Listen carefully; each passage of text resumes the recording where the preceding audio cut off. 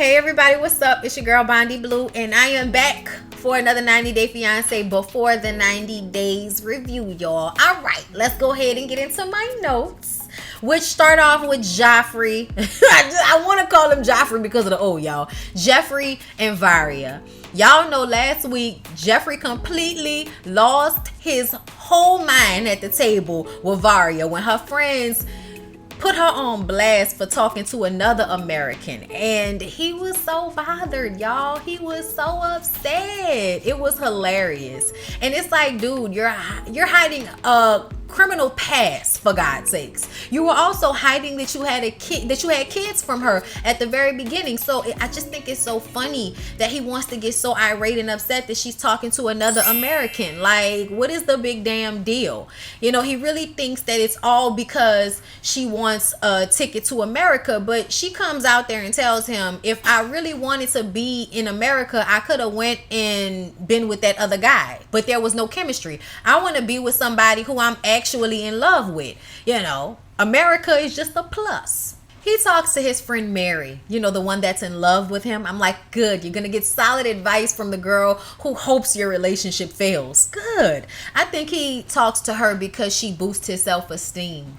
I think that's what that's about. It's nice to have somebody who's still in love with you that you can talk to about the woman who is basically treating you like you don't really matter, at least in his mind. This is how it makes him feel. He's just another American. And, you know, I think that took a little hit to his self-esteem. So he needed to talk to Mary of all people so that he could regain his sexy, okay? Child, if y'all think I'm about to care about Jeffrey and his emotions and how he feels about this whole situation, you got another thing coming, okay? Like, dude, you know what I'm saying? Because he was talking about how, you know, this is keeping time away from my kids. And it's like, but dude, weren't you in jail for a few years? Didn't you already spend time away from your kids? I mean, I'm just saying, you are out here making choices. These aren't things that are being, you know, thrusted upon you and, you know, I'm being forced to spend time away from my child. No, you decided to start a relationship with a woman from Russia and then get upset about her wanting to come to America. That is usually the case. Like, y'all, I feel like these people reach out to women who are out of the country for a reason. And then when they find out that the women are talking to them for a reason, then all of a sudden it's a problem. And I just think that's so stupid and hypocritical. But okay, Jeffrey, lose your shit. Go ahead. Mary actually just told him that he should hear Varia out and stop tripping, okay? But she hopes that it didn't work out. But she still tells him to go and talk to Varia about it. So they meet up, and she tells him that he was horrible to her friends, and he admits that he was horrible to her friends, but you know, he felt like he had just heard something that had really upset him. I feel like your friends are horrible, Varia. I think you and your friends are horrible, but I think Jeffrey's horrible. He's just an American, so he hides it, okay? I think that Varia and her Russian friends, they don't care about hiding how terrible they are. They laugh in the face of you being upset. He's upset. Like, they didn't care. So the fact that she, you know, wants him to be sorry about her punk ass friends that wanted to put her on blast and upset him on purpose, I mean, they got the response they wanted. I don't know why he needs to be sorry about that, but okay, Varia, whatever. She explains to him that she is with him because she is attracted to him and because she wants to be with him. And if she just wanted a ticket to America, she could have just been with the guy that she wasn't attracted to. She does still talk to him, but it's just a friendship because that's what he brought up. You know, you still talking to him. And I just kind of feel like y'all are not at a point in y'all relationship where you can ask her not to talk to people. I think y'all, you know, be jumping the gun. Like, you're just meeting her in person. You honestly don't even have a right to be that upset about this. It's something you should have in the back of your mind, something y'all should have a conversation about. But the way he blew up about it, I think is a telltale sign of his anger issues. And he definitely probably kept things more in check than he would if the cameras weren't around. So, yeah, Varia, I would be worried about him. But they make up. And now he has to find a way to talk to her about the time he spent in prison because he's lying to her about that. You know, lying by omission is still lying. Lisa and Uzman. Let me tell y'all something. If I accidentally call Lisa Angela, you know who the hell I'm talking about.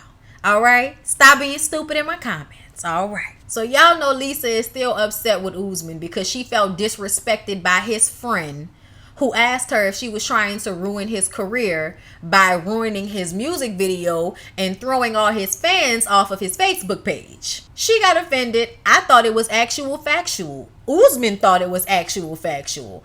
I don't know if this relationship is going to last. And if it does, he has ulterior motives like a mug. Because I don't understand why you would stay with someone who you admitted that you're not that attracted to. It's the whiteness? Like, it definitely has to be the whiteness, because the way he proclaimed it to a group of African people in the club as if they were supposed to be excited by that. Like, I just was like, oh, wow. Yeah, this is definitely a Michael situation. Like, yo, give me a break. Like, this is the exact same situation. She even hates his friends. She's cussing his friends out and being all disrespectful to them because they post valid questions. You are doing the most, Lisa. You said yourself you want to take over his career. That is not your place. And the fact that you think you can do better for him in his career in Africa, like, you know nothing about what this man does in real life, but somehow you think you can do it better. Like, what is that mindset? Like, what is that about? He explains to her that he just wanted her to understand the music business and what actually happens and why the music video would do better and sell if it had a young, beautiful African woman in it, because it is in Africa. It is for the people of Africa. It was written for Lisa, and that's cool, but I don't understand why the video couldn't be what it was. You know what I mean? Everybody who writes a song about somebody doesn't put that person in the video when they shoot it. So I just kind of think that's ridiculous for her to even assume that. So he has this premiere party, right? And y'all, I underestimated how much people were gonna be loving up on Usman, y'all. Okay, they get to the premiere party, they taking pictures. It's a lot of people there. Everybody's excited. He got Angela on his arm, his entourage, sunglasses on, a towel on his shoulders or some shit. I don't know what was going on with the outfit, but you know, whatever, brother, do you. The girls are running up to him and trying to take selfies. Like, they just got their phone out running up. I'm like, all right, Usman, you better get it. Okay, them girls was loving it. And Lisa had that boy locked so tight on the arm, and he was flossing her like she was something good to look at, y'all. I'm sorry, I don't like to talk about how women look, because I don't never want nobody to talk about me bad when I get old, but I just kind of feel like, come on now, like, in comparison, and especially in another country where they're not used to seeing white women, like, it's definitely like come on now. You know what I'm saying? Like, whatever. They in the club. All of the girls are running up on him wanting pictures. And he gets up there and he performs this song. And Lisa is turned on by it. She was like, these girls are falling all over himself. He performed. It was a turn on. I was like, yeah, it was, wasn't it? Look at you. Okay? All mad at him because they love him. But look at you, loving it. Then he performs the song. And they put the video up on the monitors. And it's just him. They didn't even put Lisa in it, I don't think, until the end, where they put dedicated to, you know, baby girl Lisa. And she was like, now everybody knows who baby girl Lisa is. I said, bitch, you was a grown ass woman. Why is you like, girl, okay, you ain't not a baby nor a girl, but all right, love, do you? All right, girl, look, I guess. Anyway, when they put up the picture and he talks about it dedicated to, you know, my beautiful white, you know, fiance. It's like, why did you have to bring up the fact that she was white? She the only white person in there. Like, you didn't have, like, we could see she white. Why did he have to bring that up? It just shows, like, what he's with her for and how he feels about himself. It's you know, feeling like white is right, white is better. Even if it doesn't come in a new shiny package, it's white. So that's all that matters. I don't like that mindset at all. I don't. I really, really don't. And it makes me look at Usman like, wow, sir, you have some major issues. All the little Nigerian girls in the club were not moved at all. They did not applaud. It was crickets. Okay, it was crickets. And they even got on the mic and said that he just wants to be with her for her money, or he just wants to be with her because he wants to go to America. Whatever the reason, they definitely don't think it's true love. I wouldn't say it's true love. No, I wouldn't say that. I'm like, child, who would? Who would. Who would say it was real love? I don't see it. Okay, look, no. So after that, they're getting ready to go to his hometown to meet his family, and they're staying at a hotel in the area. Now, once again, it's still like Nigeria. It's just a different part of Nigeria. And the hotel, just like his apartment, you have to wash yourself out of a bucket. When they get there, she's complaining about everything, okay? It's not a mattress, it's a box spring. I was like, yeah, that's something I definitely would complain about. But if I've already seen you wash yourself out of a bucket more than once, I'm going to assume that's probably what the situation is. And I'm going to wash my important parts and keep it pushing and, you know, just finger crossed until I can get back to America. You know what I'm saying? Like, that's what I'm going to do. But I'm not going to complain about it the entire time as if you had no idea what it was going to be like. And she keeps, you know, why is this like this and why is this like that? And it's like, why are you asking him like he the one who made the hotel room the way it is? What's wrong with her? And then, you know, he got his friend with him. So after he leave her inside the hotel or the little room that they in, him and his partner go walk. And he's like, bruh, she is aggravating as shit. What are you gonna do with this bitch? Like, in so many words, okay? It was like, she is annoying. What are you gonna do? Everything is an issue. Everything is the problem. Everything is Uzman. Oh, like she is driving everybody, okay? Child, that's what he want. Uzman is worried about how she's going to act in front of his mom. If she's going to distribute the same controlling, annoying behaviors in front of his mom. Yeah, she probably will. I mean, Angela knew how to clean it up to be around Michael's mama and still be herself. There's something about her, you know, that is definitely a little bit of a real situation that goes on with Angela. Lisa, I don't know if she has that. So we're going to see how this play out. Because y'all already know Uzman mama is over there like in Quinsuocha. White devil. Okay, it is a Jim Carrey movie. Do not blame me. Okay, Darcy and Tom. Y'all, Tom sent Darcy an email saying that he was in New York and that they have a lot to talk about. He says to the producers that he thinks that he has way more love and feeling for Darcy than she actually knows. I'm like, that's because you never showed it. You played her dust, and now after you done lost weight, you got a new, younger Darcy model. So at the end of the day, yeah, like, what are we supposed to think, Tom? Give me a break with this, okay? But he really wants to meet up with her. I don't know why. Then we see Darcy in her room crying. I'm like, what the is she crying for now? Like, oh my God. Of course, because I don't ever think he really loved me. I don't think he ever really loved me. I'm just like, Darcy. Oh my, like, I don't ever want to tell a woman not to cry because we all need to cry. People need to cry. It is a human reaction. But when you see somebody crying this damn much, okay, get away from me, Darcy. Oh, Lord, I can't. I won't. They decide they're going to meet up in New York. So they actually go and meet up, right? And Tom is talking about how his main issue with Darcy is that when they were in New York for the reunion show, she was in the lobby all hugged up with some stranger. She says that's not what happened, but it was something about the way she explained it made me feel like he saw what he saw, okay?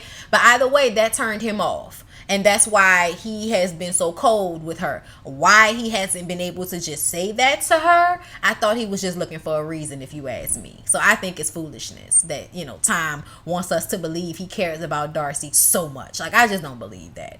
But either way, when they got to that restaurant and he got up to try to give her a kiss and a hug, she was like, oh, no, thank you. I'm not comfortable. Handshake. All right. All right. Darcy was trained to go for this meeting with him, okay? She learned from that first visit. I'm not about to show up thinking it's gonna be love, because it ain't gonna be, and I already know. Ed feels like he has ruined things with Rose. We think he has, but we know that Rose wants to get out of her specific brand of poverty that is very hard. Like, I was just looking at the way they live, like, you know, thank you, Lord. You know, I'm like, oh my God, like sleeping on the floor and no running water and no AC, and you live in the Philippines and it's hot and humid. I was just like, oh Lord, baby. Yeah, like, I understand why she willing to, you know, do whatever to get herself over here where there's running water and AC. Because in mattresses and stuff. Because that's, I mean, they have it there, but you have to have a, you can be poor here and still live way better than somebody in the Philippines that's poor. You know what I'm saying? So I feel like, there's a difference. You ain't gonna catch many people not having running water, living, in a apartment above a restaurant. Like, you're not gonna get that. So yeah, that's a lot. But now he's regretting asking Rose for STD tests. And now that she's explained about her past, he doesn't even care about it. He'll never bring it up again. He just had to feel like he can trust her. And I'm like, I don't know why you think a STD test was going to prove whether you can trust her or not. Especially since STDs don't have anything to do with the number of partners you've had. They don't. Like, I mean, of course, the more people you have sex with, the more likely, you come into contact with someone who has something. But you can still only come in contact with one person and still get it. So it's, what I'm saying? I just kind of feel like his whole thought process is bullshit, and he was just trying to make her feel dirty so that he can make himself feel better. I think that's what that all was about, okay? And now he's upset because he's calling and texting and she's not answering any of his phone calls or his text messages. But they do end up meeting up in a restaurant and he begs for her forgiveness. And I think that she sees him as an opportunity. And so she will forgive him and she will move on. But I do think she was genuinely hurt. I don't know if she really wants to be with him. I almost feel like he may have turned her off at this point. Like, she liked him as long as she felt like the emotion was there. But now that she feels disrespected by you, you can be just as disgusting as she really thinks you are. But he apologizes to her and they agree to pick up where they left off. I am so not looking forward to him massaging her feet. So not looking forward to it. Stephanie and Erica. Y'all, Stephanie and Erica are cute, but I don't know if it's gonna happen. I feel like it's like when two lipstick lesbians try to make it work, but you can just tell that it's just way too much lipstick for it to work. Like, no, I'm just saying, y'all, like, there needs to be some differentiation here, and I don't see a lot of differentiation. And the things that they do have that are different, I don't see them as complementary to each other. Okay, I don't see it. They are cute. It would be nice to see them hunch. But ultimately, I don't know if it's going to happen. And based off the previews for next week's episode, I don't think it will happen.